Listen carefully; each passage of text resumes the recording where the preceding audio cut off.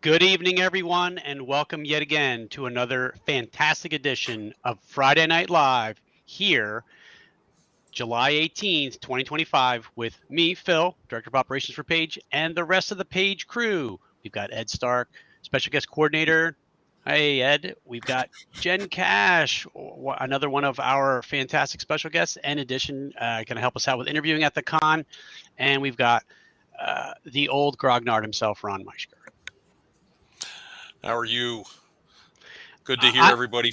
Phil, you're breaking up a little bit. You're breaking up a little bit there. Okay. You let me know if it improves or gets worse. Okay, we will. I just got done my Friday night game. Very exciting. Oh, yeah. Okay. There you go. From what is the phrase from was it Lord of the Rings, like out of the frying pan and into the pot or whatever? Yeah. The fire. Yeah, the fire. I can't remember. Something like that. So yeah, that's okay. Hopefully it was a good session. Yeah, we had a good time with it. Yep. Fantastic. Well, if you're out there in YouTube land or joining us on Facebook or Twitch, thanks for you taking some time to join us this evening. We've got a great show for you this evening. We've got two fantastic special guests we want to talk to this evening. We're going to pick their brain about their expertise. They've got very specific expertise in the RPG community. And tonight we're going to be joined by Daniel Lawrence.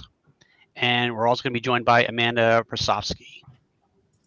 So additionally, I wanted to mention we are going to be doing a giveaway this evening. Ron has come into a small, collection of hardback books from MCDM, Matt Colville's company, and his hardback book, Kingdoms and Warfare. He has acquired a healthy amount of those. We're going to give one of those away. So if you've ever been curious about some of the material that MCDM puts out, it's really good. It was a Kickstarter a couple of years ago. It is 5e based kingdom building and mass combat rules. So if that sounds like interesting to you, you want to stick around. We're going to be picking somebody. Ron, are we basing that on just picking somebody, or is it a trivia question this time? What do you think? Why don't we test people's dice knowledge tonight? How's that sound? Uh-oh. Dice knowledge. Okay. Why would we test their dice knowledge? Because we have a very dice collecting specific show tonight. Oh. We have two dice experts in Daniel Lawrence and Amanda Brosofske, who are both staff at Page. We're very lucky to have them, and they run seminars about dice collecting, and they run our dice swap meet, and they've got a couple of different dice seminars going on. In addition, they're very active with the game auction itself, and we're hoping to have Craig Zipse from Black Oak Workshop, but he's having internet trouble, and we don't know if he's going to make the show tonight. So, I have a question. Oh, sorry. Okay. Thought you were done. Is it true that the people at Page who collect dice and go to the dice swap and everything are called the Dice Lice? No. It's not? It's not true at all. Could it be? No, it can't. They could get shirts and maybe a little antennae. That's actually kind of cute. Little dice on them. Daniel, Amanda, would you like to be called Dice Slice? I prefer dragons. Yeah, I would go with dragon myself. I like that. I consider myself a dice dragon, a collector of the shiny math rocks. So. Well, okay. Well, welcome both of you. Dragon dice is very lucky tonight. My wife has made me some hot pot. So I'm eating some jealous. Traditional Chinese food here. Jen's got you spoiled. Ron, it's 9:30 Eastern Standard Time. Should you be eating that late? Mm-hmm. It's not good for your digestion. Well, he's going to be up until like 2. Well, I was working all day. I've got a construction project going on at my house, and then Gonna be working all day tomorrow to get it in shape. So had a D&D game tonight. I had to go to the liquor store to get the compensation for my friends that are coming over to build out. I only got about 120 cans of beer. I think that's good for 6 of them. They'll make do. Is that union approved? No, it is not. This is strictly volunteer. Like, it's like Amish. It's like an Amish barn raising, except for with union guys. Definitely not the OSHA standard. Yeah, and alcohol, because the Amish do not drink. So, but they do have beards. So they've got beards. That's right. Yeah, no mustaches though. Only beards. So, yes. So we've got 2 special guests. So Ron, I was thinking that we'll start with Amanda, because of course ladies first, right? That's the right and proper thing to do. Amanda, welcome. Thank you. You have been a fantastic addition to the Page staff over the last few years, and we want to get a sense a little bit of how have you gotten yourself involved in all of this dice stuff, because I feel like it's such a niche component to the RPG community that a lot of folks that are involved, yes, we use our dice, right? We all have our dice. We've got our collections of our dice. We have our lucky ones. We have our unlucky ones. But when it comes down to the collecting aspect of it, or the historical component to it, how did you get involved, and what attracts you to that? So thank you very much for having me. Very excited to be here. I still feel a little bit like an imposter in the scene, because while I do know a lot, because I've spent a lot of time researching and talking to people and started coming up with theories that can't necessarily be proven about some of the historical sets that are not available anymore and companies that have gone under, so on and so forth.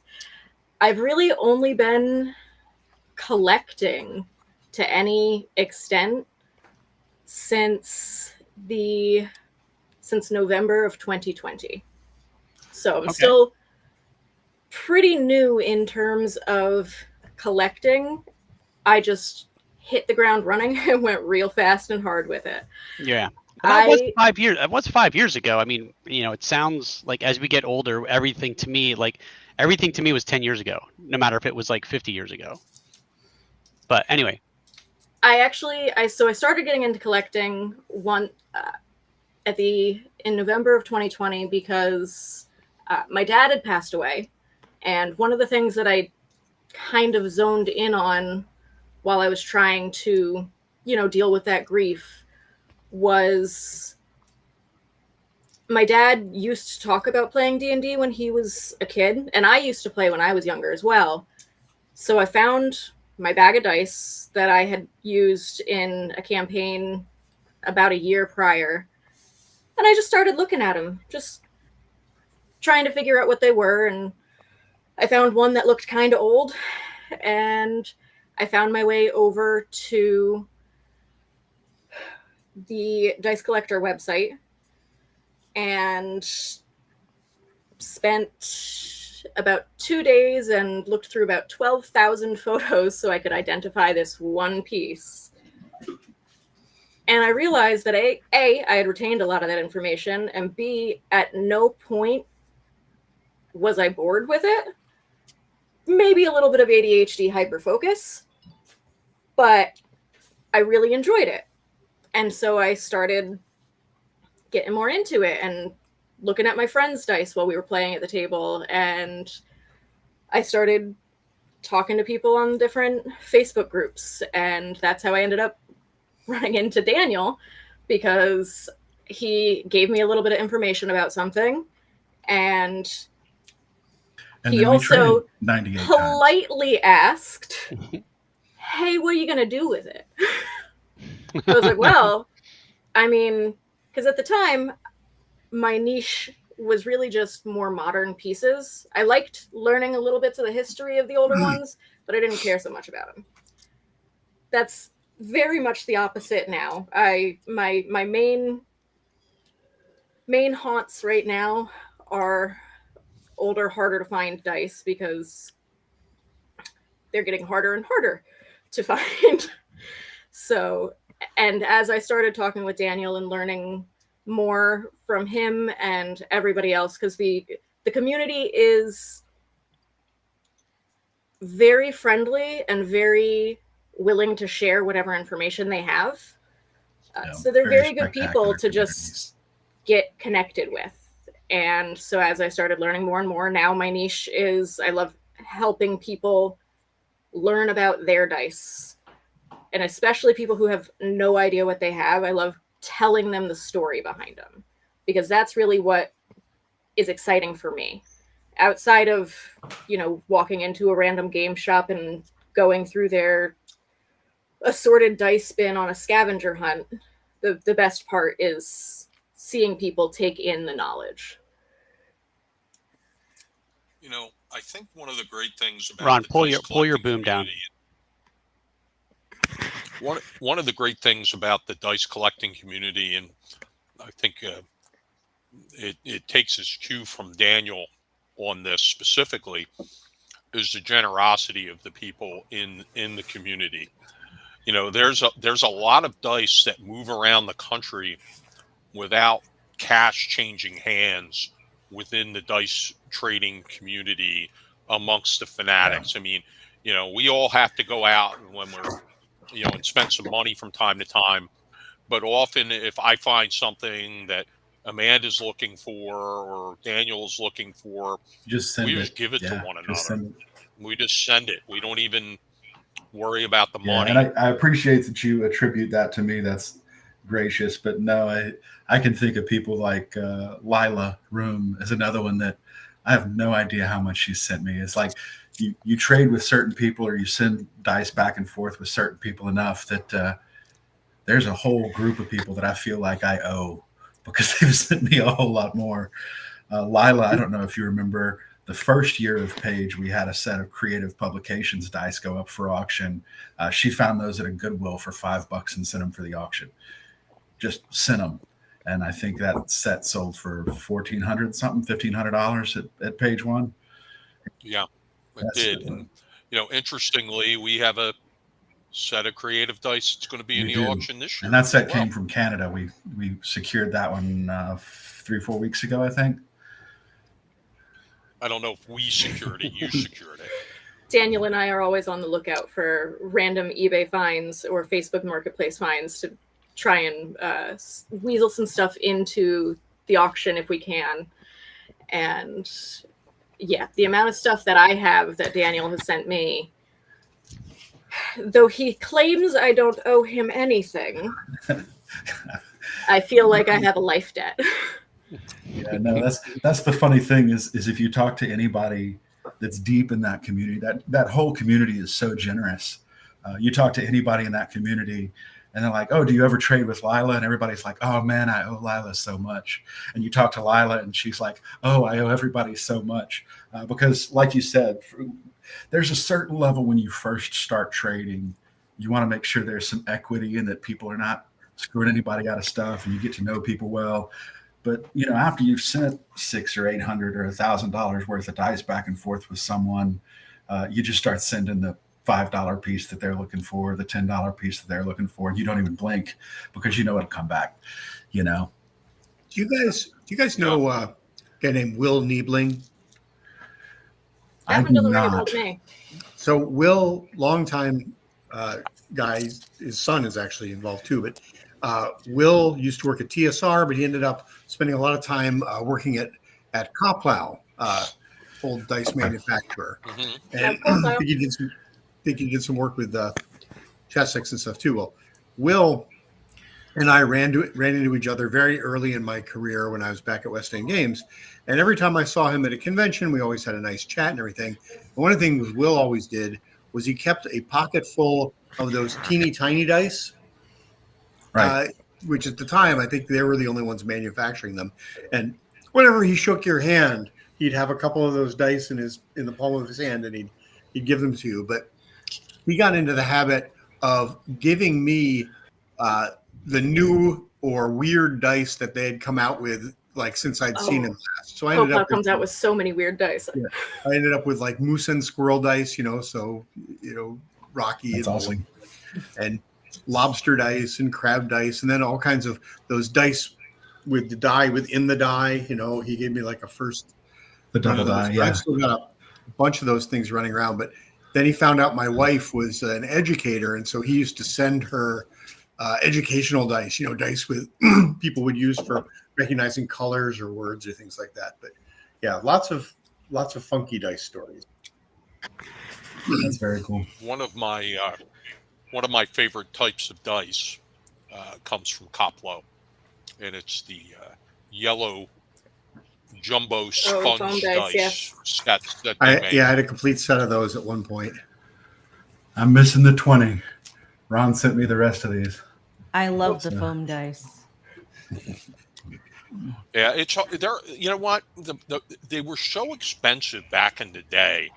I'm going back to the late '80s. I mean, they were $30 a set in the '80s, and that was expensive. I mean, and a lot of people didn't get them, and those who did get them, you leave them in a sunny spot in your house or whatever, and they just fall apart. And, so you really had to take care of them. Yeah.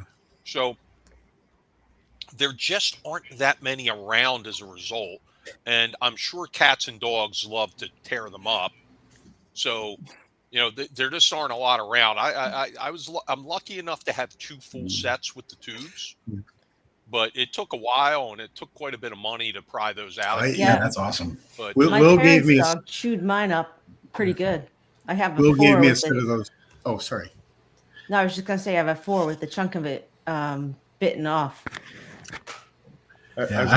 Will gave me a set of those back in the day, and I ended up donating them to a charity auction. Now that I think of it.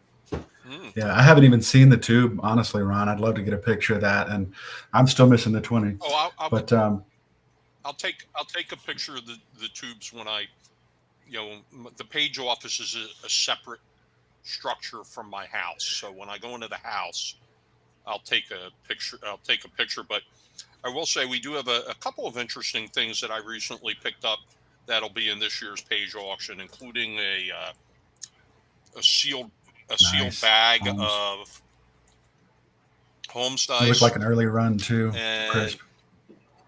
And a sealed Holmes bag percentiles of the percentile with a pinky.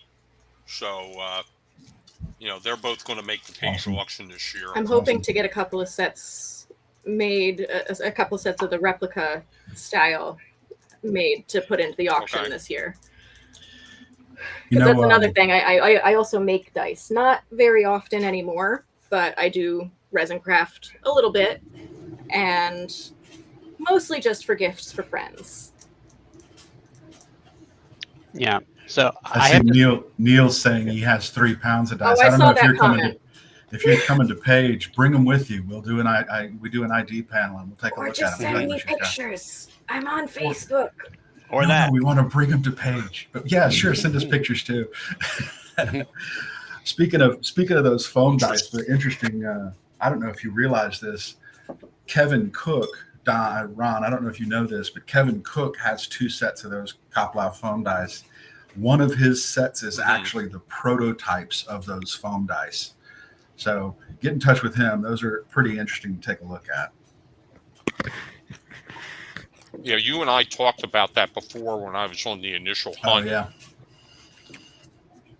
yeah. He doesn't want to give either setup, but that's okay. I respect I mean, I'm happy with what I have, and any extras I get at this point, I'm just going to pass along to others. Yes.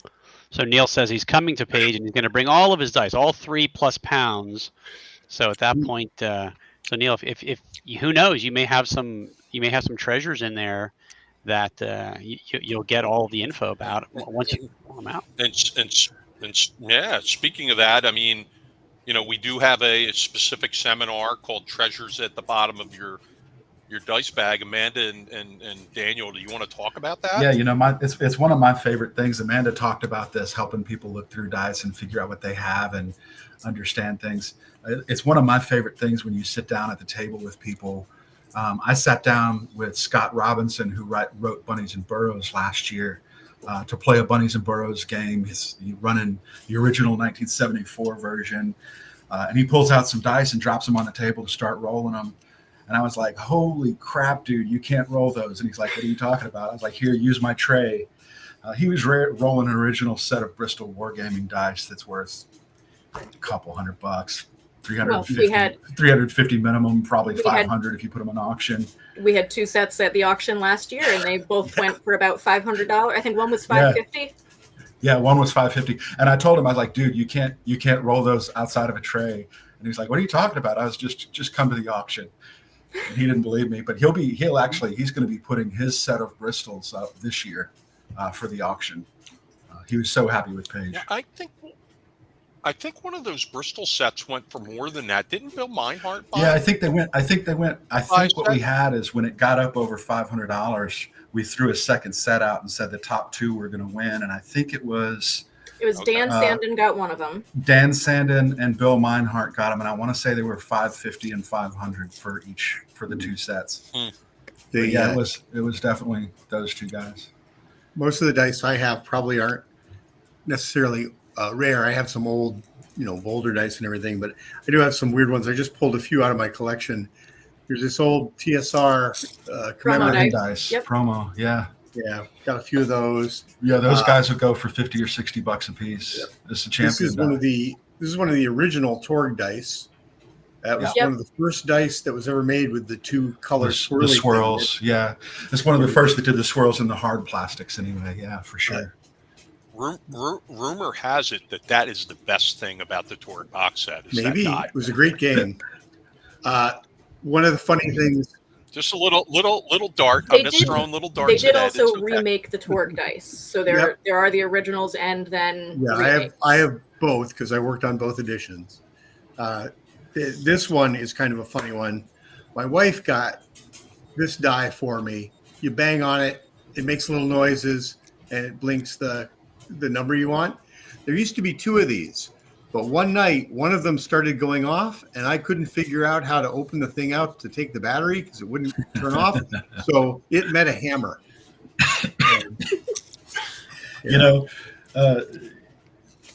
Frank Mincer tells a story that they used to sit in their downstairs where they were playing D&D and take the old Holmes dice and the old creative dice and shoot them off the wall with the slingshot just to see how far they could make the pieces fly. It just hurts me. It hurts me when I hear that story. Back before we had Dice Jail, my upstairs game room in my parents' house had a little kitchenette behind it. And usually when dice just displeased us enough, we would just throw them back into the kitchenette. And I remember when I was cleaning out that area, I must have found, 20 or 30 dice just lying under the sink and everything just scattered about. Well, we used to play in our kitchen, and we would always drop dice. So when we were redoing it, we found a whole bunch of dice just scattered everywhere.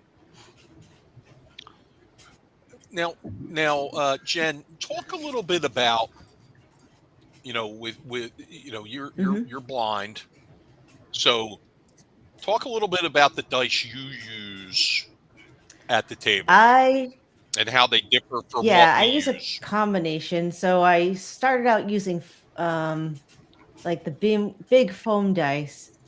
Then I progressed to like the big aluminum dice, and then last year I got some Pixels dice, and I got some Dots RPG Braille dice. So I've got 2 sets of the Braille dice. One is acrylic, and it's great for cons. I always bring it for cons because they're very lightweight. And then they have another set in metal. And what's really good about that set is like they use the first 20 letters of the alphabet. So I know that a T in Braille is 20, and I can just, I can figure it out pretty easily without anything else, no number sign or anything. They have an edge for stability. So once they stop rolling, all you got to do is, find the touch point on them. It's like a little divot. They call it a touch point. That's how you know the orientation. And then you just read the die. It's very seamless. I can do it in about 3 seconds. And That's really cool. The other thing about the Pixels dice is it talks to you. So it lights up and it will speak to you. So you can program it however you want. Like I programmed mine one time to read a long sword attack, for example. So if you have if you're playing a game for a long time and okay, this dice is my longsword dice, all you gotta do is roll it and it adds the modifiers and everything for you. That's awesome. Nice. Can you get it to talk like famous stars to you? Probably. Like, for example, like can you program it to talk like Samuel L. Jackson or Yoda as Samuel L. Jackson? Or if you had like an MP3 file, yes, you could. Yeah. Interesting. Yeah, all they need is an MP3 file, and they'll you can program it to say anything. Oh. Wow. Yeah, that's like Jen. You had mentioned Pixels. I kickstarted that myself, and if anyone doesn't know what Pixels are, they are electronic dice that not only light up when you roll them, but it's connected to an app that can pop up. You can roll the dice physically, and it'll pop up in a VTT if you're playing online. And I just got my set about a month and a half ago after 2-3 years of waiting. But I think that's a great example of how dice have evolved. They're still physical things, but in this age of 3D printing, Amanda you said that you produce dice yourself. I mean, up and just to a few short years ago, I mean, companies had to produce these things solely. I mean, there was no, I'm going to buy myself a 3D printer and I'm going to make a set of custom dice for myself and my players as gifts, or start a small company or something like that where I'm making custom dice. And it's this whole additional component to that part of the hobby. So like, for instance, like this right here was given to me by my wife just, I don't know, 3 weeks ago, that she bought because it was my 50th birthday. And you open it up, and it's a 20-sided dice. It's like in plastic. I haven't opened it up. I'm going to leave it in there, but that's actually the display box that's the display type of box that I use for my dice sets. Yeah, exactly. When I make them. Yeah, and she bought this off of Etsy, right? She bought it off of a maker on Etsy, So there's so many options nowadays of things that you can customize, personalize for your likes. Like, and I'll share really quick. Like, there's some incredible makers out there now. There's so many people that are printing super small inclusions on high resolution liquid printers, and then they'll suspend and print dice around them. They'll print masters of the dice and then they'll mold around them. Yeah. I just ordered a set of Millennium Falcon and TIE Fighter inclusions on chalk D20s that have gigantic windows with the numbers down and to the right on the side, so you can see the inclusions. It's gone from basic utility objects to help you game to kind of being a little bit crafty, and now it's an artwork. It's literally artwork, and it's unreal, the quality of some of the stuff that's coming out these days. So I'm sure both of you have Arby's dice, right? You must have Arby's dice. I do not. I do not. I've considered picking up a set very a close. couple of times. Yeah. Same with the Doom set. Like, I've considered picking them up, but it's kind of outside of the niche of what I collect. So I don't collect just to have. I collect things that actually speak to me. Sure. So there are some people who have like that compulsion where they have to have every set of Chessex Speckled, for example, which is the background that I have here. This is also not my picture. I stole this from a group chat that Dan and I have. Yeah. From Lexa. She posted this the other day of her Speckled D20 collection. But some people have a compulsion where they need to have every set from a specific brand or a specific colorway of a brand. I don't have that. I just want dice that I like. Armory first generation. Or every miniature, every made, like Ron. At least 30 of the same orc, so that you can have an army. Well, I think I have one of the largest 1G armory collections out there now. I feel pretty confident It's in got to be that. pretty close. But yeah, it's there's still a couple of Gen 1 armories that I don't have, and Gen 1 armories are they're somewhat difficult, but especially when you look at like the swirls in Gen 1, they didn't start producing the swirls semi on purpose until Gen 2. So the Gen 1 swirls are exceptionally rare. Now, do you guys collect like the artisan dice?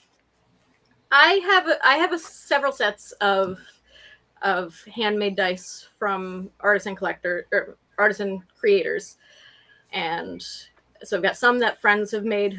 Some of the friends that we have make absolutely stunning dice. Layla, who was mentioned earlier, she creates dice under, I believe it's Lycantrax Dice is the company that she makes dice under. Absolutely stunning work. Yeah, Holly Kovish also makes dice. I cannot remember the name of her dice store on Etsy right now, but again, absolutely stunning dice. And so for the majority of the dice that I have that are handmade are from collectors who are also friends of mine. But I do have some sets from when I first started getting into it, because I got into collecting, but I was also really heavy into learning how to make dice. And I got all of the equipment and everything, and I started doing it, and I was having a lot of fun with it. I started with making mini dice, and when I say mini, I mean they were itty bitty. I have a picture somewhere of the first couple of sets that I made that I had a full set sitting on top of a quarter, which I realized was a fun thing for me because I considered them like little pixie dice, but also most people can't read that small. No. So I moved on. Now the dice that I make mostly now, and I say mostly as if I'd make more than 3 sets in a year. The dice I make mostly now are, I actually I collected a bunch of really, really nice Menser pieces that hadn't been inked in and hadn't been messed up. And I made silicone molds of them so that I could pour custom coloring in that mold. And I did it very specifically for Daniel. That's probably what he just turned around to grab. I gifted them to him last year at Page because Daniel does not like modern dice. And interesting. About Nice. 2.5 years ago, I saw he had commented on a picture of a crystal cast piece that was a white and copper, and he said that it was super pretty, and then realized immediately after that, he said, I mean, if I liked modern dice. So I screenshotted that, and I kept it for 2.5 years while I was working on perfecting my dice making so that I could gift him a set at Page back in January. Yeah, I was super impressed. I was super impressed at the quality of the mold. You could see the original part lines. You could see the original injector pen impressions. The cast. It was great work. Solid. High quality silicone is one of the best things when it comes to making dice. Do you either of you ever get into stuff like historical dice, whether actual honest to goodness ancient dice or something, or reproductions? I mean, I got like a set of Viking D6s, which are shaped like little tubes, things like that.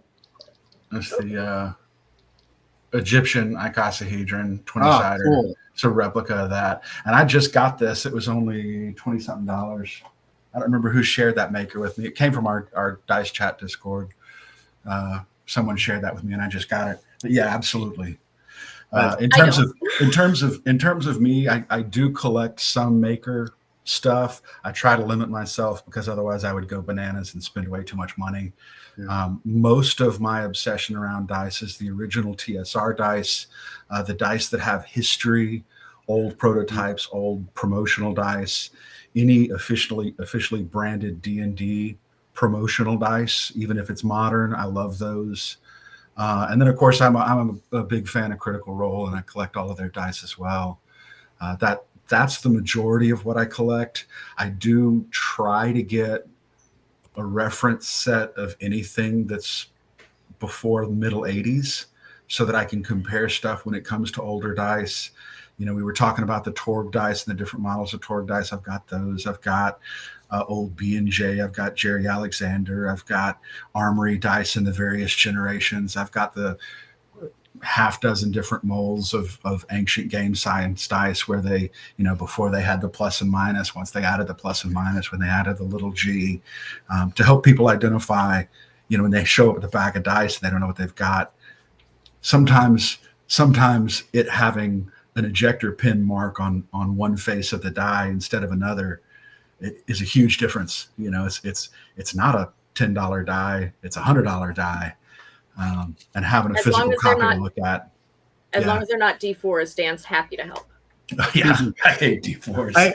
One of the things that drives me crazy is that back when we were working on Dragon Dice, we came up with what we called the teardrop die, you know, because it was sort of shaped like a teardrop. Right. And we used it for a four-sider. And recently I picked up some other four-siders that are more like those Viking dice that they're kind of tubular shaped. Both of those roll really well. Why can we not get the industry to adopt that instead of the tetrahedron? You have to bounce off the ceiling to get a random result. Are you? Because I love the tetrahedron. What are you doing? Are you familiar with the Crystal Cast barrel style? Yep, that's kind of one of the ones that I got recently. The general consensus so many is just better designs. Yes, people are just used to something. So with artisan dice, you'll see a lot of different shapes, but with the factory made, for the most part, a company's not gonna just create their own full. They're not gonna create a new mold just to try something. They're making it on such a huge scale. It's expensive.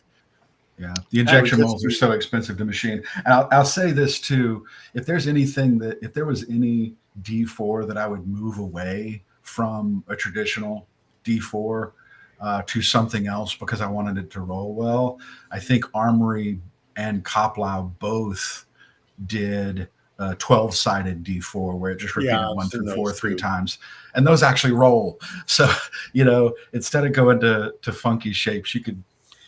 Nope, I hate it. I do too. I love the pyramidal D4s. Speaking of odd shapes, I'm sure you know. Like so for don't comment about Ron that way. That was a good one. That was for the Torg comment. Things are always funniest when they contain a strong element of the truth, Ed. and I think maybe that went both ways. So, but anyway, to finish my thought, so Dungeon Crawl Classic, for instance, I don't know if you're familiar with that RPG from Goodwin Games. One of their signature things is that they have a bunch of oddly shaped dice with the base game. So, I mean, really weirdo ones, weird shaped ones. And so I guess my question is, does your interest have to solely be like the traditional D4, D6, D8, D12, D20, or do we also incorporate things like that where you have a specific game, for instance, or is it just numbered dice? So, like, is it Star Wars dice as well that have symbols on them versus numbers? Like, sure. And I'll tell you, for me, again, my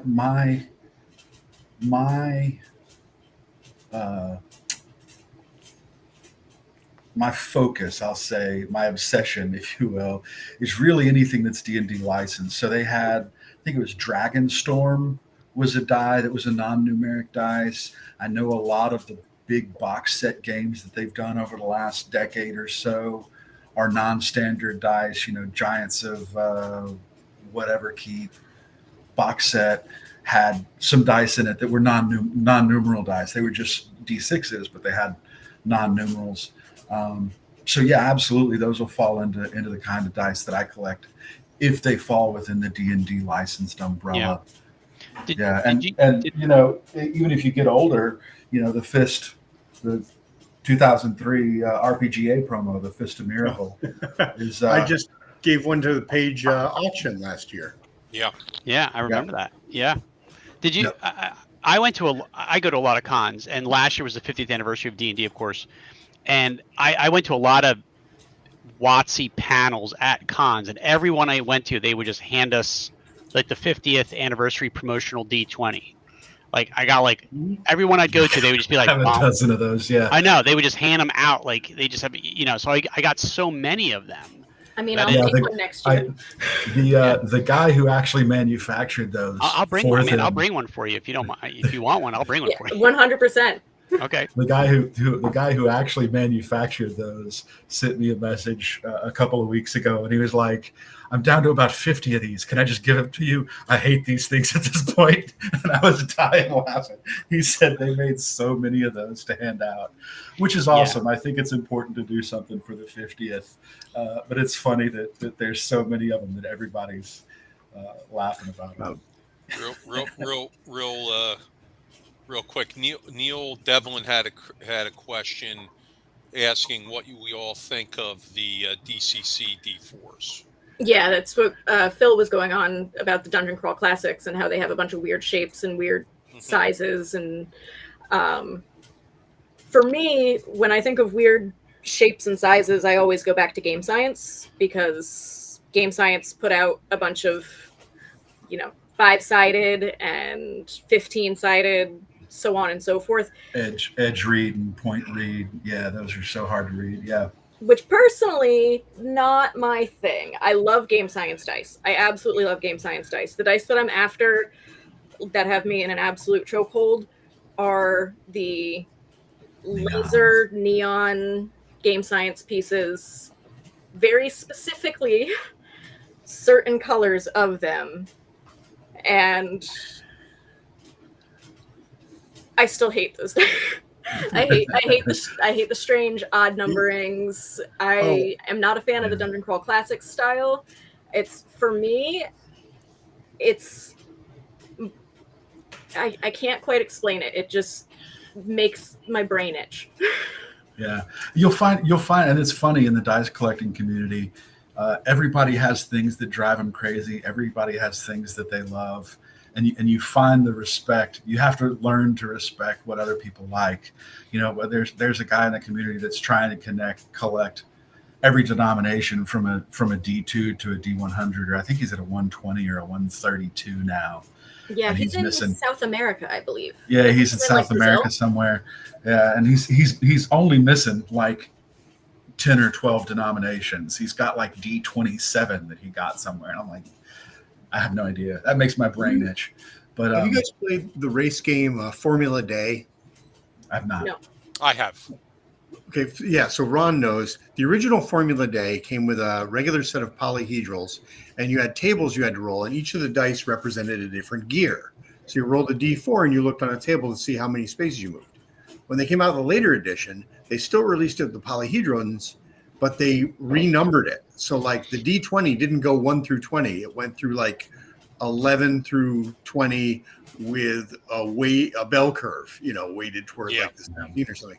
It was very interesting. And I can still remember, because we played a lot of it fixed the game is what they did when they did that. When they weighted the dice. Yeah. It was funny because we'd been playing the other game for so long that we'd pretty much memorized the tables. And so when we got the new one, there was kind of this weird little disappointment. It's like, oh, all this math is now done for us. But it was very funny. But every once in a while, one of those dice would find its way into somebody's gaming group. and they're like, what the heck is going on? Why am I rolling these weird numbers? Yeah, and you'll see, I think Wormwood a couple of years ago did the high variance dice with non-standard distributions on them and a couple others. I know I didn't know about that that. Armory did their averaging dice where they, it gives you the average and basically gives you average of 2d6 when you roll the die with a single die. So I've definitely seen some of those. Again, it's where you find your interest and where you find joy that you really tend to zero in on. Now, there are some people in the community that just know everything about every area of dice.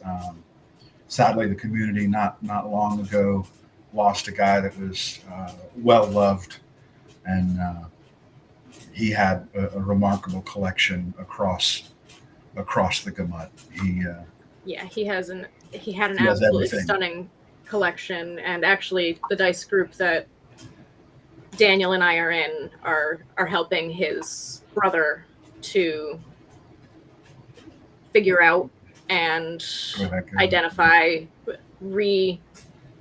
reorganize to get them into hands of collectors who will appreciate them. Yeah.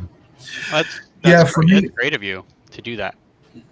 Yeah, well, and everybody loved that guy. Loved him so much. It was, I think everybody was crushed. So for me, I think the interesting thing, the most interesting thing for me about dice is so many of the old school grognards, so many of the original game designers, so many of the people early on in the industry, they looked at the strange shape of the dice as just a way to give them additional variance, because a D6 only gave you so much variance and so much randomness. And they didn't love having gigantic tables that they had to look at to give you a little more variance when you're wargaming, right? There's different articles that claim different people decided to start using the D20 for TSR and D&D. There's probably 5 different opinions, and everybody claims they was them. We could talk about that and not get anywhere for half an hour. But the point of the matter is, they really were just looking for some additional variance, and it was a tool to get there. And it was even said, at least Dave Arneson said in an interview, that they weren't really interested in the D12. They weren't really interested in some of the other dice, but the only distributor that they could find in the US was Creative Publications, where they could get dice from them. And so they kind of put some rules in so that they could just use the whole set, right? In the original brown box era, they resold the Creative Publications dice, and they threw some rules in so that they could use those others. For them, it was a mechanical question. It was being able to generate additional probabilities. And that's why a barbarian uses a D12. It's simply because we had to think of something to use a D12 for. And nothing used the D12 for such a long time. But I can tell you all that, all the philosophy before. If you've got a long time and to spend, we spent a long time figuring out what dice were getting used, and you're not exactly far off, but it's not quite that simple. Well, and see, that's the other thing that's so funny about it, right? Is so much of this, but to my point is, so many of the people, when looking at dice or selecting dice, there wasn't magic in the dice themselves. It was just a means to an end, mechanically, so that the game could function well and they could achieve the result they wanted. And for so many of us as players, the dice were so strange and so weird, and it clued us in that something was different, right? And so when I was playing D&D as a kid, and I was 7 and 8 years old, and I was rolling a D20, it was something different, and it was part of the magic and part of the nostalgia, and it brought me back, And so it's so weird now that I'm so much older, when you reach out to people like Jim Ward to talk about how they did their dice selection and how they did their prototyping and how they did these kinds of things. And they're like, I don't remember, it wasn't really all that important. And to the dice people who love the history of the dice and love the feel that the dice gave us when we were kids, we were like, what do you mean? It was just dice. Like, it's so strange the disconnect there. And so what you end up with, and this is, I talked about this in my blurb about Page. There's so little real documentation about it. John Peterson has done an incredible job of digging up real documentation around dice, but there's so much out there that is just word of mouth, and it's just stories, and there's no real paper trail. And you said just now, well, that's not exactly right. I'd love to sit down and have a half-hour conversation with you about what is right, because nobody's preserving that oral history. Nobody's writing it down. At least that disappear. Yeah. Daniel's saying he doesn't want to get random 2 a.m. red string theory texts from me. I mean, that's where I get so excited, is when you sit down and you start, holy moly, can you believe that this particular die, that the theory was that this was the first production run. The 1980 Gen Con promo dice that they did for TSRs, the pink pearly looking Moldvay dice that they handed out at Gen Con 13.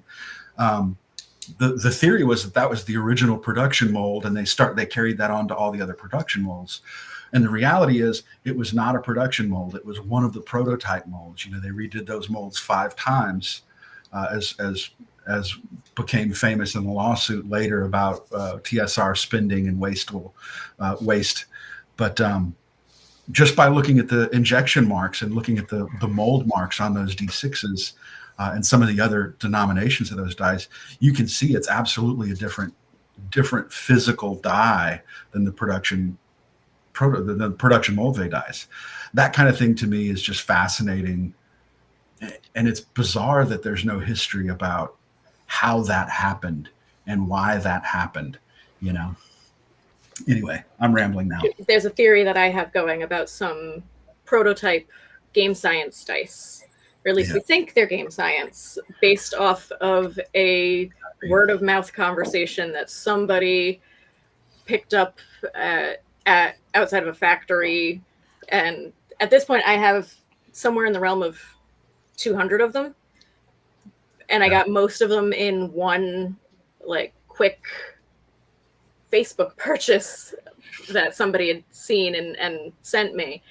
But we see some of them show up here and there throughout the community, and everybody's like, what is this piece? Because it's got 3 different fonts. It doesn't match anything. It doesn't match itself. It does not match itself. And I spent a lot of time looking at it very, very closely. And I was able to connect it to other pieces that we had no idea about, because the dice maps didn't match anything else. And the font was just a little bit off. And I think I've put some of them together now. I do also see Neil had a couple of questions. Yes. So if you want to, the dice group that we're talking about, there's several of them that we're in on Facebook. Dice Market, Dice Collectors, Dice Maniacs group, Goblin Dice Horde, as well as, the RPG collectors groups that we're in. But the main one that when we say our dice group, is actually a countrywide dice trade box that we're in. Yeah. That has been going now for, I think it's been going for 3 or 4 years. 3 or 4 years, yeah. And there's a big group of, I say big group, generally there's about 5 or 10, no, 5 or 10, sorry, 10, there's 10 to 20 of us. And at any given point, it's roughly 10 to 12 of us who are actively in the trade box. But we've all traded dice back and forth for so long that we started this trade box because we wanted to make sure that it was. The box is so good this year too. Oh my gosh, the one that we got going right now I'm so excited for it. But we have a different theme each time, and so the people that are in it are people that we've traded with so many times that we don't have any sort of worry about the stuff that we put into it, because we know everybody who is going to trade from it is going to put something, they're going to replace it with something of equal or similar value. and we know that everybody in the group collectively is going to help each other try to complete sets separately from this trade box. It's fantastic, and they're just a great group of people. But that is a private group of just all of us friends who have traded across the country for so long. Plus, now we just added one person from Canada who's not in the trade box specifically, but she's just part of the dice group because we all talk and help each other. So Ron, looks like you're sharing a Moldsve, a Holmes, and I think I told you that I thought that was a Japanese die, but looking at the 7, I don't think that's Japanese. Yeah, we have no idea what it is. I mean, it's a chunky boy. Hold on. That 9 is odd. The 9 looks very Japanese, but the 7 looks very not Japanese. 1 second. I'm going to look at my phone because I have a theory about what it is, but I have to confirm. I also saw that Neil had asked about a flying horse duck dice. I have no idea what that is. No, I don't know. I've seen 60-siders, but I don't know about the flying horse duck specifically.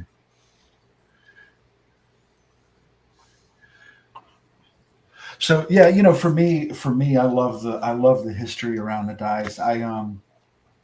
When I started, it was right after Hurricane Katrina. I lost all of my books, all of my paper products. My whole house got flooded, and I ended up going out in the yard. And the only thing that survived was my dice got scattered, and I was picking pieces out of the grass, and I was missing a couple of pieces out of my original Mincer green dice set. And so I got online to try and find the original Mincer dice, and people were arguing about which dice were the Mincer dice and which dice were the Moldsve dice, and nobody could figure out which dice were the right dice for which boxes. And it baffled me that the community around D&D couldn't agree on the dice.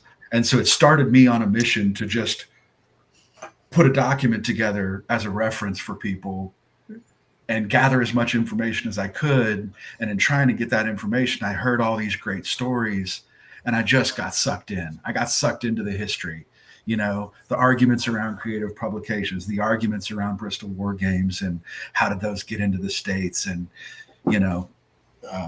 any number of things where hearsay and argument come up. Who invented the D10 is another famous argument. Well, if they got released at Gen Con in 1980 by TSR, only people that had it before them was the Zaz. Sorry, that's the 1 through 2020 that came out at the same time. But anyway, it's that kind of thing that attracts me, is just trying to get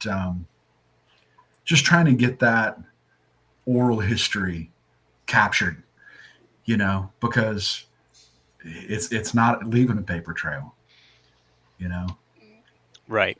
Yeah. Well, we're about an hour in, and I think oh my God. I'm sorry, I had to do it.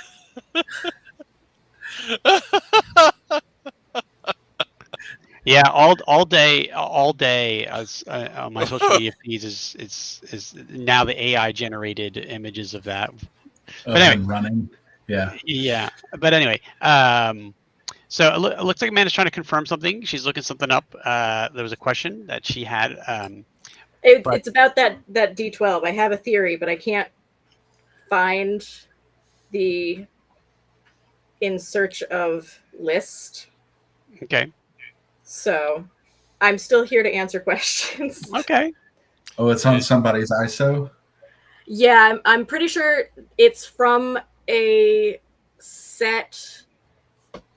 They weren't RPG dice. They were like a Swedish designer who made it. It's on Peter Evans' ISO. Got it. Pretty sure. And I had found a set for sale. I think that The only thing that's giving me pause is the color, because the ones that I saw them in white and black. Well, we had sent a picture of these two, that particular die. We had sent those specifically to Peter because my first blush was that they were probably Japanese. Peter Evan, for everybody else out there, Peter Evan is another person that I would consider a real historian as opposed to, someone who collects oral histories for fun. He, like John Peterson, proves things. He was in Japan and did an incredible deep dive into the JSA dice, the random number generators from the Japanese Standards Association. He figured out who the manufacturer was and went and spoke to them and got the articles and the patents and the original, some information about the different sizings and the different releases and how they were related to the educational dice that were released in Japan at the same time. A remarkable amount of effort spent tracking down real paperwork.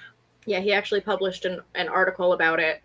Yeah. And he's a college professor, so he does research as part of his job anyway, but he's another one of those people in the community that's just absurdly knowledgeable as well as incredibly generous. I actually have a set of JSAs because he sent them to me. I don't know if I've told Ron this. I think Amanda knows this, but right now Peter is actually in England. He's in a different location for his work with the school. He's been in England and he's been working with the guys that made the Bristol Wargaming dice, gathering information to write an article about the Bristol dice. Oh, that's great. So that's for dice history nerds. It's another incredible. There's actually a set of Bristol Wargame dice on display at the Navy Sub-Base Museum that's not far from me, because sailors played dice games. Right. And it was such a big part of the history that they have a set on display there. And it's funny because I knew about them before I found out that they were in that museum. And it just made me laugh because very rarely does my niche interest show up outside of just the collective group of people I talk to every day. Yeah. At a military museum. So do you guys have a set of favorite dice, and have you purchased any dice as part of a Kickstarter for a game that's coming out? So I've purchased dice from a Kickstarter twice. I've only done 2 Kickstarters, and they weren't for a specific game. They were...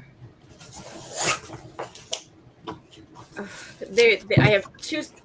They're not traditional pieces, and I don't have them up here with me, unfortunately.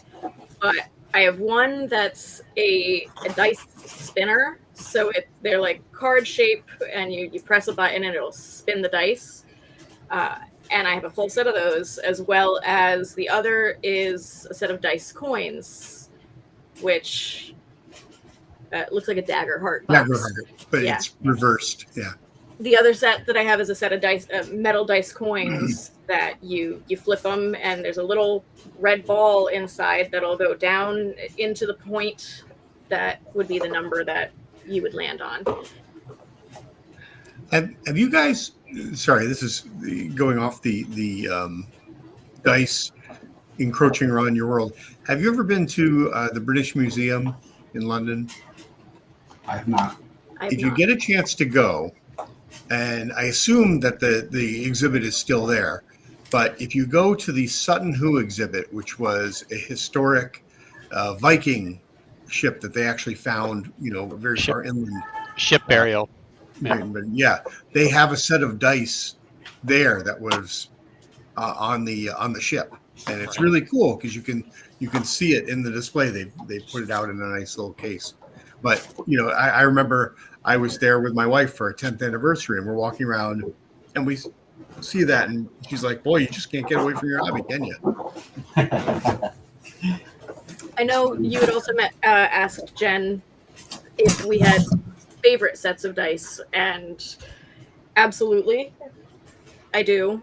Some of my favorite dice actually are from one of the Page special guests that we have, Justin Serwa.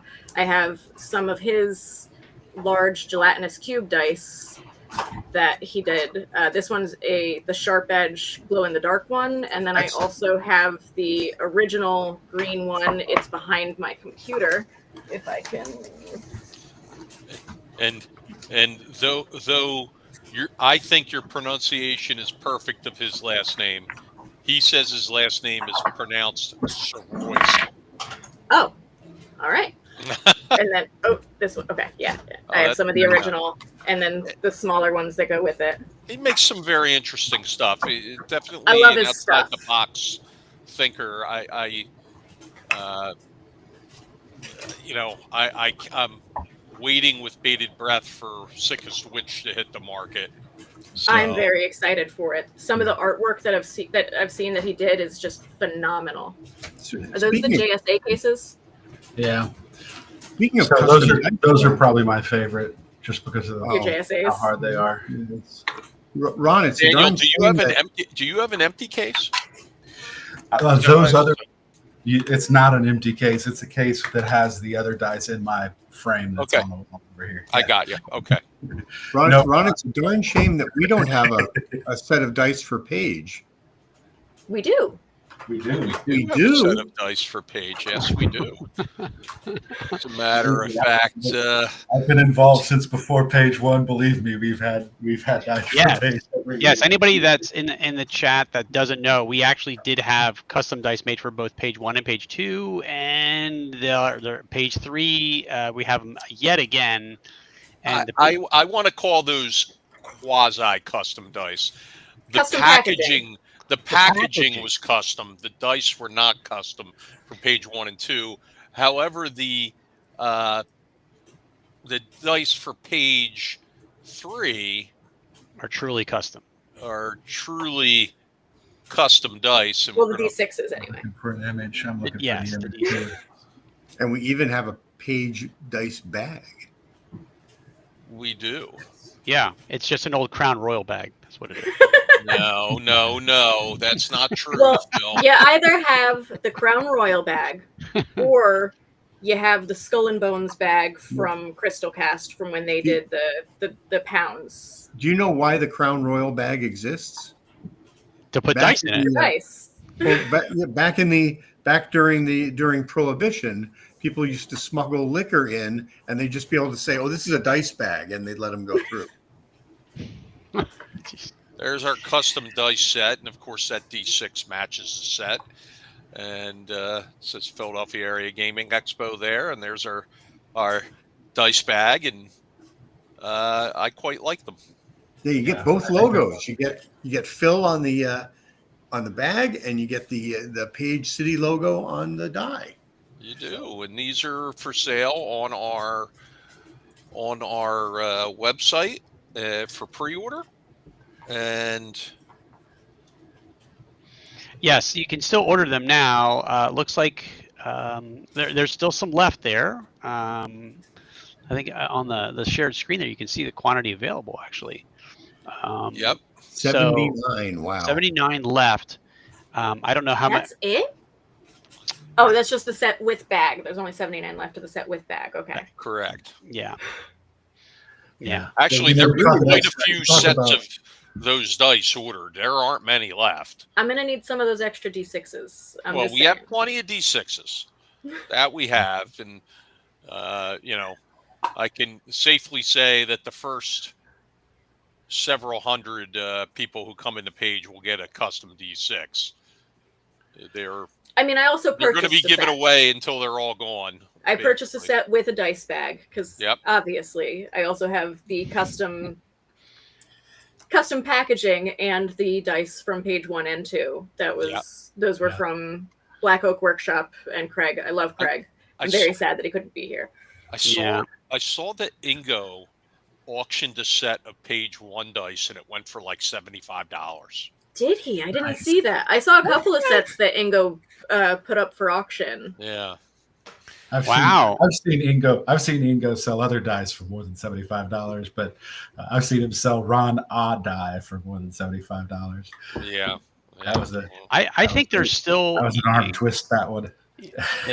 too bad Craig's not here. I know last year at page 2, he still had carded sets of page 1 dice sets. Yes. I have all the extras. The remaining stock. Okay. I have everything, page 1 and page 2, what was left over. Yeah. Oh, okay. All right. Okay. Hey, is it? Oh, then is I it need time I need for- to get with you because I still don't have a page 2 set. We can get that done. Don't worry about that. Is it time for dice trivia? Oh, jeez. Yeah, we can do some dice trivia because we'll do some dice trivia to give away. Oh, there it is. Kingdoms and Warfare. Kingdoms of Warfare. Now, can Very I cool. win it? Or do I not count? No, you're the judge. You and Oh, Daniel okay. are the judges. I think we might have some dice goblins in the chat. I mean, we've been getting some good questions. So I don't know if I'm knowledgeable enough to ask a good dice trivia question. So Well- do you two think you have one that is? I will. or Ron's I has? have a good one. I have a good one. Okay.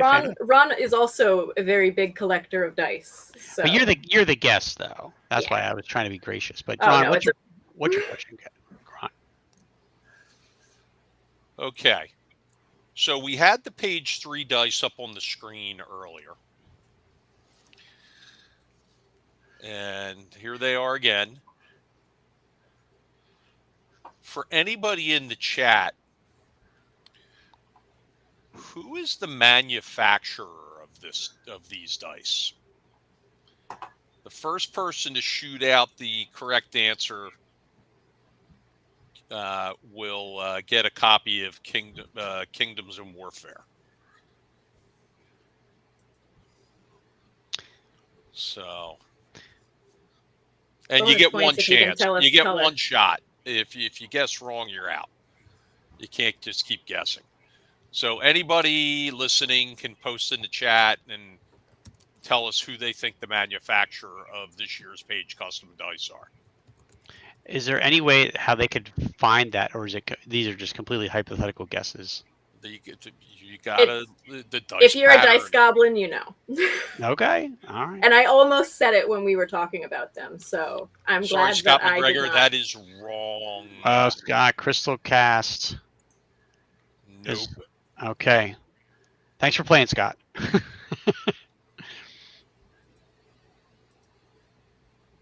Crystal Cast does make some of my favorite dice. Is for a hint, is it a dice manufacturer that has been mentioned tonight? Ooh. Yes. Yes. Yeah. Yeah, actually it is. Okay. Anybody else in the Anybody chat? else? Got plenty of people in Got the chat. So Got a little hint there. So if you were paying attention, as companies' names were rolling off of tongues, Black Oak says Ed. That is also wrong. I mean, that's a logical choice because we were just talking about Craig. It is. Wrong. Very Yeah. logical choice. Cheswick says James. Ding, ding, ding. Ding, James ding, ding. Iriachi. Very good. That is correct. It's Cheswick's. And James, you win a copy of Kingdoms and Kingdom of Warfare. Can you tell us which color it is? I know. I think we're asking too much. We're asking too much. For those who are curious, it's Cheswick's Gemini blue-green. So Ooh, pretty. I I'm figured very it would excited. take them a little. The Gemini blue-green are one of my favorite Gemini sets. I'm not a Yeah, huge for sure. fan of Gemini sets in general because most of them, they don't have a nice blend between the two colors. mhm. But the green and blue, because they're both very glittery, the specific colors that they use when they do those, they blend beautifully. So I'm very excited. Because Yeah. they're new dice. We were very happy that Daniel and Amanda led the effort along with Matt Shoemaker to select the dice for this year. So appreciate everything you guys did to work on that. Oh, that was great fun. That was. You don't have to appreciate it. We loved every minute of that. That was fantastic. Yeah. I'd pop in every now and then and watch you guys go through 20 messages and then just be like, yep. When you love your work, you never stop working. It doesn't even feel like work sometimes. All right. Well, listen, like to thank our resident dice goblins for joining us tonight on the program. Daniel, thanks for having us. It was great fun. And Thank Amanda, you so much. you know, you guys are very, very important parts of Page.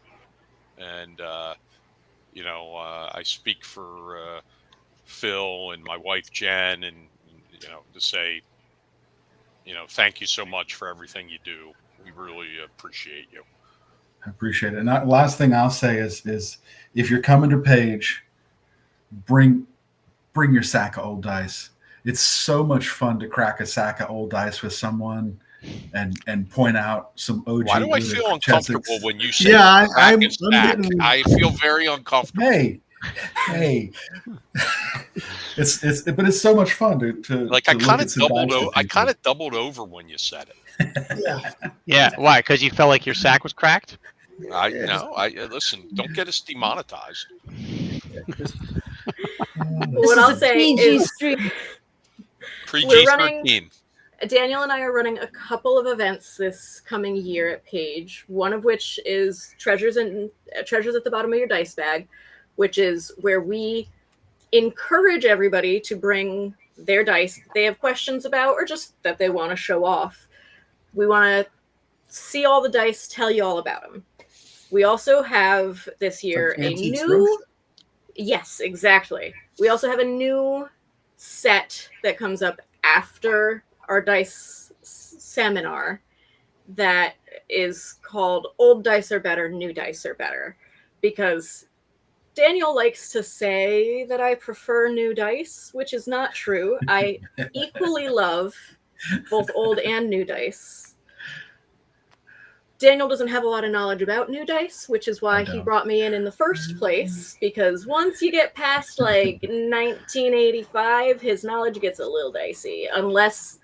Ooh, a little dicey. Oh, no. I didn't even realize it until... Yeah, I love that. What are we going to do to get Layla there this year? Beg, steal, borrow. We're trying. We are trying desperately to get some of our other wonderful, wonderful people there. It just doesn't end up lining up. Peter Evan might be able to make it this coming year. That would be so cool. That would be super exciting.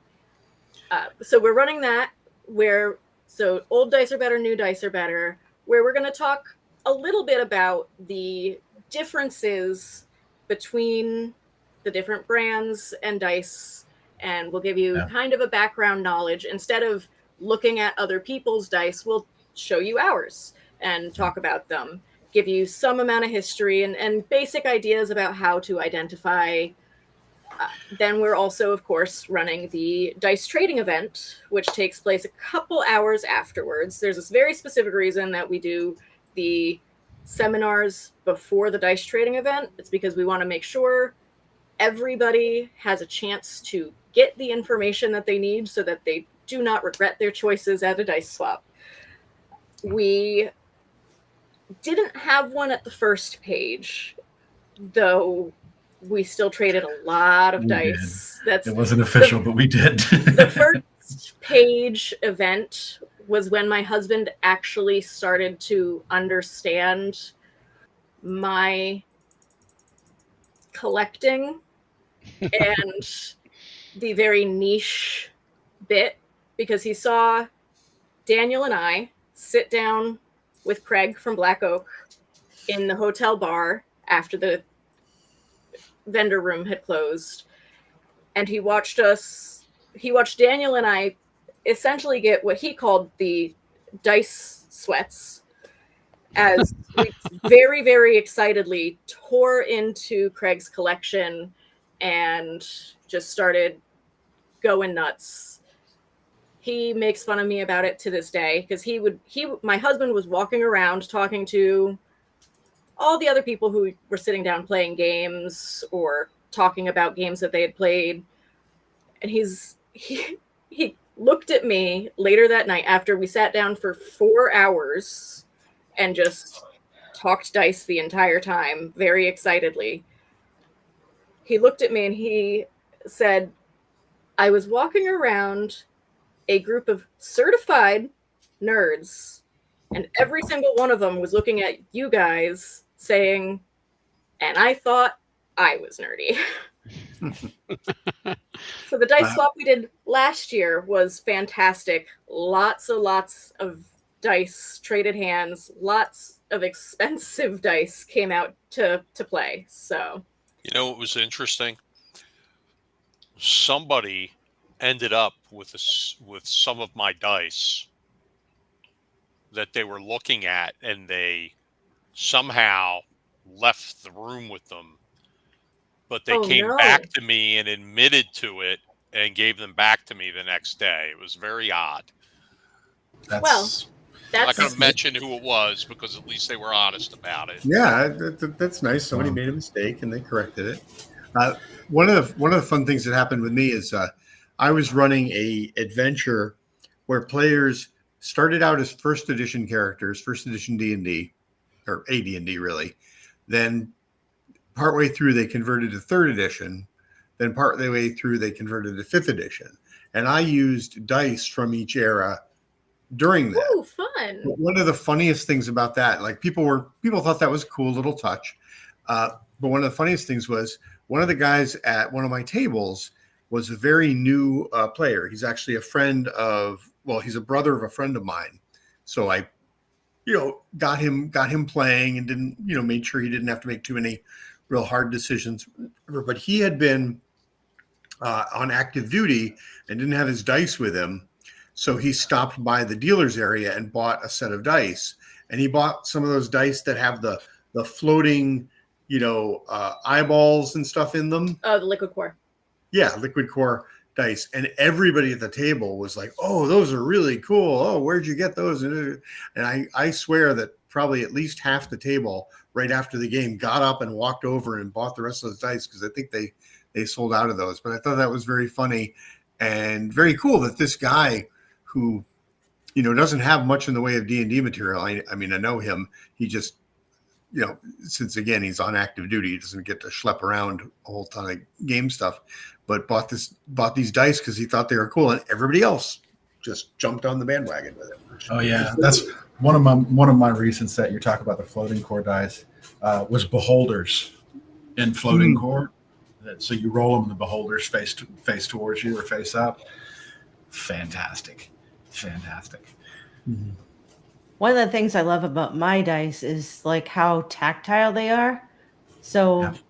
I mean, like I have stone dice, I have resin dice. I have several sets of navy blue Chessex dice that we gave out at our wedding. I have this one. It's like a squishy D20 that I use. I love the silicone ones. Those are so fun. They bounce forever. And they pick up cat hair like crazy, which is not great I've got 5 cats, but I love them. I do too, because it's like, especially if you're having a stressful day at work or a doctor's appointment or whatever, you can just hold it and squeeze it and, Yeah, they double as a fidget. Yeah, exactly. And they roll well too. Yes. All right. So thank you for joining us tonight, guys. We're going to let you go. See all sorts of stuff in the chat here. Interestingly, we had our first spammer in the chat tonight. I think it was like a bot from Twitch. Wouldn't say it's the first. I've definitely seen it happen before. Yeah. Once you expose yourself to the Twitch universe, that's not surprising.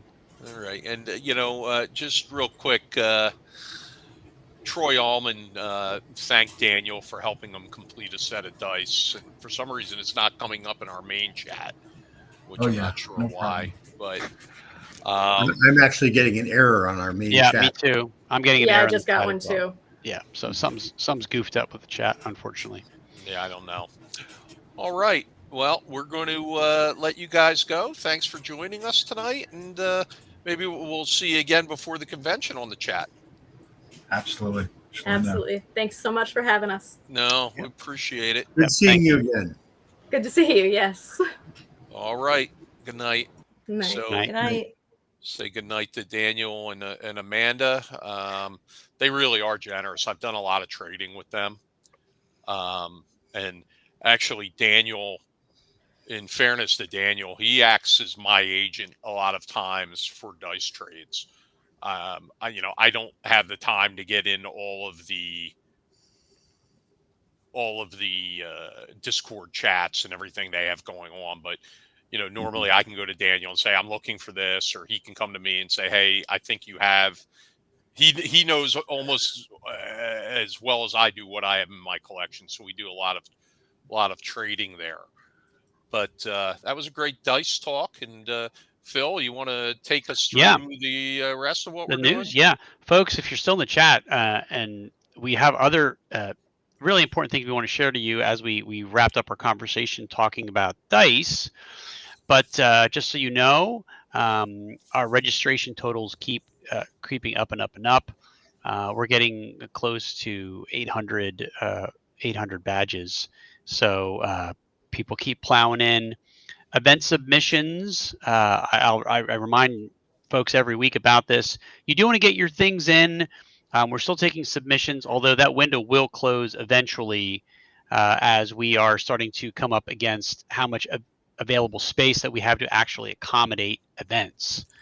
So keep that in mind. Yeah. Let's see here. Events.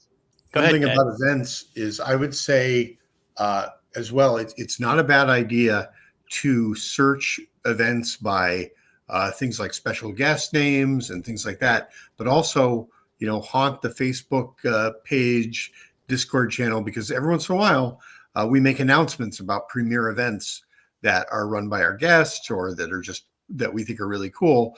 And I know sometimes it's a little hard to search for stuff on tabletop events and find what you're looking for. So, definitely be part of our social media area. You'll get Right. the tips. Exactly right. Yes. Choosing your events. It's been open for gold badge holders since the 3rd of July and since the 13th of July for staff, volunteers, GMs, 4-day badge holders, special guests, and vendors. And coming up on the 22nd of July will be all other badge types. So if you are still someone, maybe those of you out there who have a single day badge, you'll be able to choose your events on the 22nd. That doesn't mean that anyone else in those other categories can't continue to choose. Of course they can. All dates for that, the portal opens at 7 p.m. on the 22nd. So if you're out there waiting to pick up your events, there's plenty of stuff still available. Some things are sold out. Some of the real hot ticket items have already gone. But that's why you get yourself a gold badge or a 4-day badge. Another thing I would like to mention is just because something's sold out, I still recommend that if you're interested in it, you should try and find something else you can play, but you can sign up for something. Some things we're not going to be able to make more of, but there are some games where some of the GMs will say, okay, fine, I'll throw open a second session because so many people signed up. So, Correct. Don't be totally discouraged. Yes, a good example of that would be our Legends of Greyhawk organized play adventures, 5e adventures from Baldman Games. I personally will be adding sections and sessions and tables as they sell out. So if you see something sold out, hopefully I'll be quick enough to throw another table in there. Please don't get discouraged by that. And again, if you want a badge, PhillyGamingExpo.com is where you go in order to get one. Let's see here. Just so you know, we're putting out shorter YouTube content. We are asking our special guests to put out small little videos telling everybody about themselves and about their involvement with Page. So look for those. They're being released out every week, probably about 2 a week at this point. So look for that. Just recently, it was announced there will be a limited number, 100 to be exact, of a Page 3 specific adventure, The Tomb of the Ancient Maw King, which has been authored by Ron himself. 100 of those will be signed and available for pre-order on August the 10th. So if that is interesting to you, I would look for an announcement closer to that date. Additionally, once those go, there are plans to make that available on the backside of that first 100 run. So if you miss out, there will be another opportunity for you to get in on that.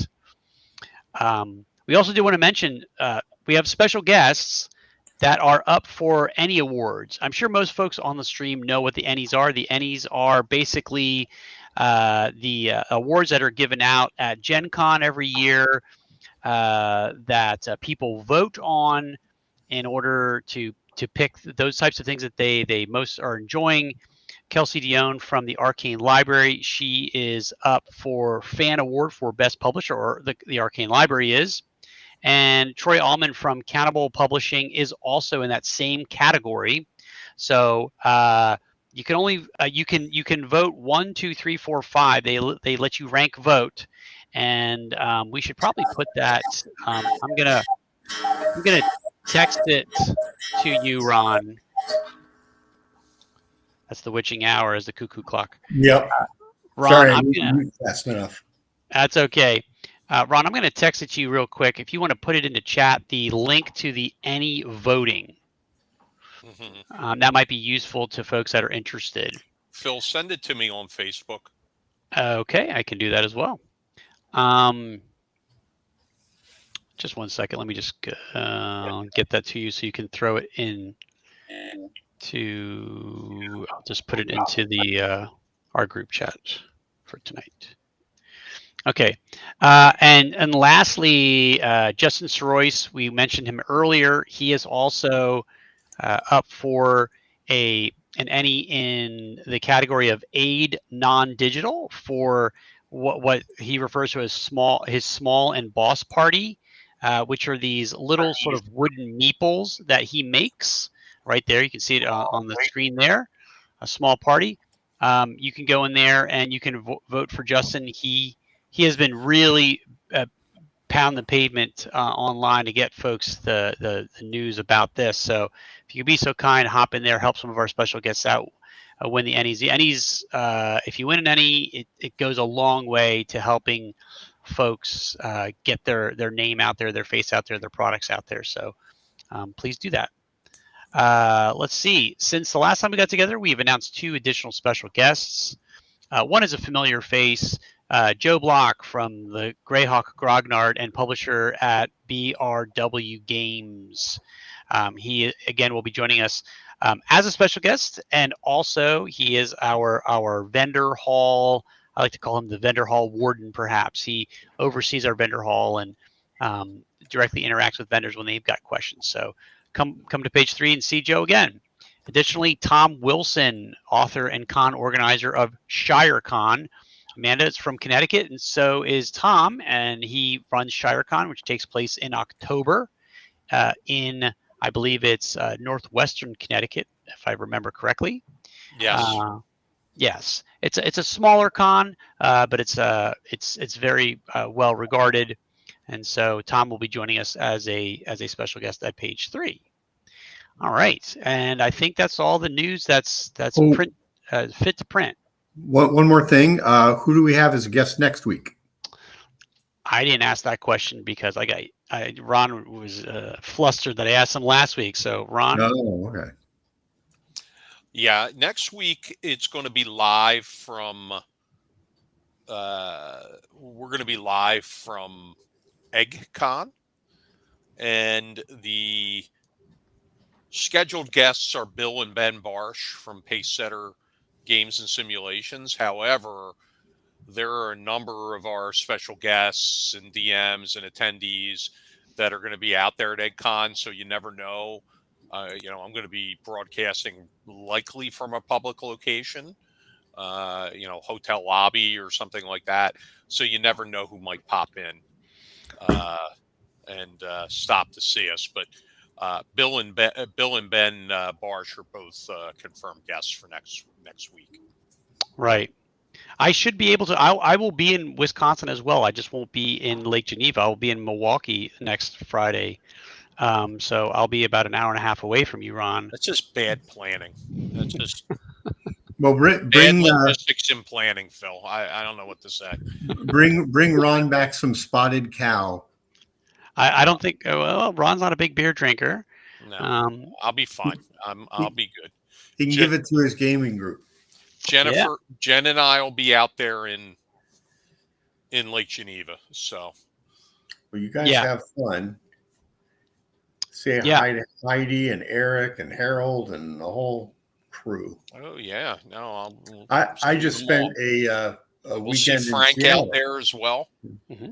I just spent a weekend in Seattle, and it was like an old TSR Wizards reunion. It was a bunch of people I haven't seen in a long time, many of whom I then told about Paige and talked to people at the Mox boarding house and Gabby's games. I should have brought a bunch of palm cards, but I did not. Bad planning and logistics, Ed. Both of you. Yep. It's a shameful performance. If Yes, Jenn it had is. been out there, Jenn would have had palm cards with her. She would have. And it's ironic because there are a bunch in my car. I could have just thrown them in my luggage. Yeah. So I have mine right here. Marketing materials are not doing any good sitting in your hand.